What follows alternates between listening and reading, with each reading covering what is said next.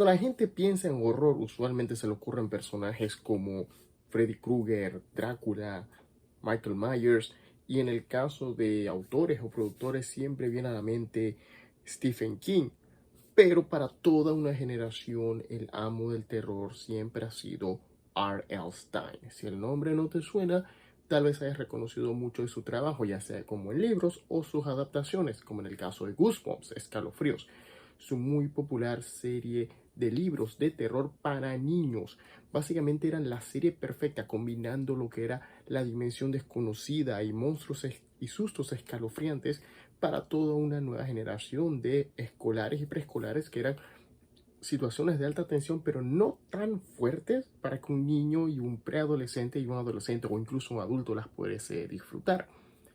Pero, ¿qué ha pasado realmente con R. Stein en los últimos años? O mejor dicho, este año que lanzó 3 proyectos. Bienvenidos una vez más al Auto de la Ruta del Geek. Les saluda Jorge y vamos a hablar brevemente de los 3 proyectos que lanzó R.L. Stein este año, en especial la nueva versión de Goosebumps. Durante el 2007 al 2014 lanzó diferentes proyectos como la serie Haunting Hour, que estaba disponible en Netflix por un tiempo, y luego de esto lanzó también Just Beyond, una serie antológica para Disney Plus, y en el proceso se hicieron 2 películas basadas en su serie de escalofríos, con Jack Black haciendo de una versión de R.L. Stein.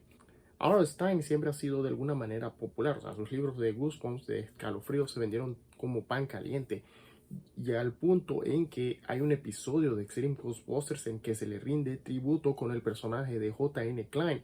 Casualmente es el episodio más aterrador de todo Extreme Ghostbusters. Había una fuerte competencia con Nickelodeon, que había lanzado Le temes a la oscuridad, que muchos consideran es incluso mucho más fuerte que lo que hizo Stein con sus libros de escalofríos o las otras cosas. También recuerden que hace unos años Netflix también lanzó la miniserie Fear Street, que fue todo un éxito. Pero ¿qué hace R.L. Stein especial? Bueno, es esa combinación de Le temes a la oscuridad, la dimensión desconocida, cuentos de la cripta, pero que aún así es apelativo para toda una generación. Ahora, una cosa en particular es que Stein usualmente no hace series en formato serializado. Todas sus historias por lo general son antológicas. Y últimamente, desde que se estrenaron las 2 películas de Goosebumps y los episodios de Fear Street, últimamente mucho de su trabajo está tratando de ser serializado, y al mismo tiempo, después de que se estrenó Fear Street, Stein ha estado tratando de dar un contenido mucho más adulto. Eso se nota gran parte en The Stuff of Nightmares. Aquí nos presentan, bien parecido a Cuentos de la Cripta, un narrador que colecciona historias, una combinación de Cuentos de la Cripta con El Gabinete de las Curiosidades de Guillermo del Toro. Entonces tenemos a este narrador que nos presenta su colección y cómo cada artefacto de su colección completa una historia. En el primer volumen de este cómic de Boom Studios nos presenta una adaptación al estilo de Stein, de Frankenstein. Está muy divertida, muy bizarra. Aquí está algo que vamos a notar mucho últimamente. También se estrenó en televisión, en Hulu, la película Zombie Town, basada en sus libros de Zombie Town también. Esto sí es un poquito más céntrico, en el que nos presenta la historia de estos 2 adolescentes que van al cine y terminan proyectando una película que tiene una maldición que hace que todos en el pueblo se conviertan en zombies. No están muertos, pero tampoco están vivos. Ahora, lo curioso con The Stuff of Nightmares es que depende mucho de la historia. Realmente la historia en el cómic es un poquito rara, tal vez demasiado bizarra incluso para el estilo de Stein, pero se notan los matices de que quiere ser más oscuro. Obviamente, en el caso de estas antologías que tienen un narrador, el coleccionista es el que sobresale. Lo mejor del cómic son las escenas del coleccionista y las portadas variantes al estilo de Escalofríos. Que recuerdo cuando mencioné que Stein está tratando de apelar a un público más adulto. No es que se nota en Zombie Town, pero Zombie Town tiene un humor bien extraño. Primero que todo, utiliza a los actores Dan Aykroyd y Chevy Chase como el gancho. No utiliza a los adolescentes, que son los personajes principales. Utiliza a Dan Aykroyd y Chevy Chase. Chevy Chase apenas si sale en la película, Y Dan Aykroyd, bueno, Dan Aykroyd obviamente acepta cualquier cosa, pero incluso hasta tiene escenas post-créditos que no llevan a ningún lado, que contradicen el final de la película. Es totalmente extraña y no sabe exactamente qué era lo que pretendía hacer Stein con esta película. De pronto sí era una película para un público más joven, o de pronto es una película que apela a la nostalgia de los adultos, pero trata de ser un poquito más seria, en especial la forma en la que presenta la historia.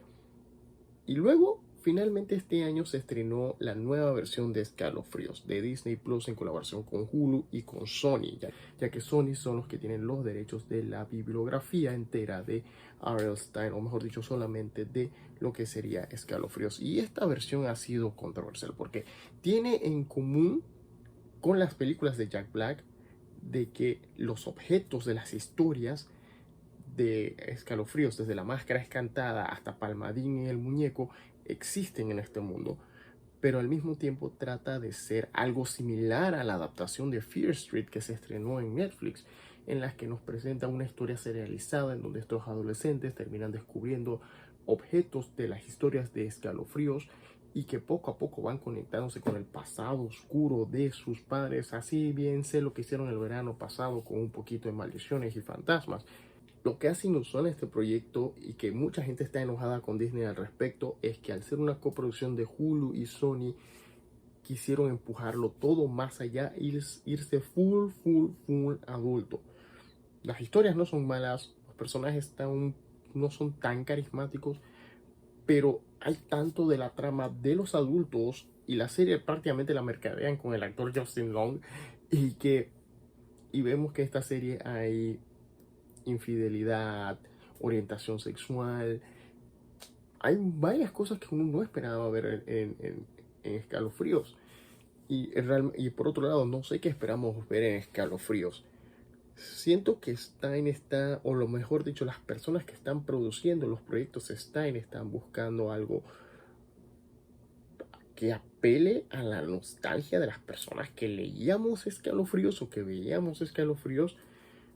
Pero siento que al tratar de enfocarse tanto en eso están perdiendo la esencia de Stein. Y al mismo tiempo Stein, hay que admitirlo, Stein no es exactamente un escritor de horror. Stein es más un escritor de pizarradas. O sea, si miran bien las historias de Stein, algunas, por lo menos la mayoría de las que tenían en la serie de las adaptaciones de Escalofríos, no son tan horroríficas, son estresantes, son thrillers, pero realmente todo pasa al estilo de La Dimensión Desconocida. Todo pasa simplemente porque sí, no hay ninguna explicación de nada. Creo que la historia que realmente captura el tipo de escritor que es R.L. Stine es cuando escribió Man-Thing para Marvel. Este episodio especial, recuerdan, para los que no saben, Man-Thing es la criatura verde Teddy que salía en el especial de Werewolf by Night. En esta historia en particular, Teddy, que es mejor conocido como Man-Thing, que es una criatura similar a Swamp Thing, es una criatura que manipula las emociones y el miedo de las personas que cruzan su pantano para quemar a las personas que tratan de tocar a Man-Thing, mientras al mismo tiempo trata de proteger el nexus de todas las realidades. Lo curioso es que en esta historia de R.L. Stine, Man-Thing es un monstruo que trata de ganarse la vida como actor de Hollywood. No estoy mintiendo, esa es la historia que creó Stine. O sea, de tantas cosas que él podía meter su sangre de monstruo, por así decirlo, ese es el tipo de historia que decidió hacer para Marvel.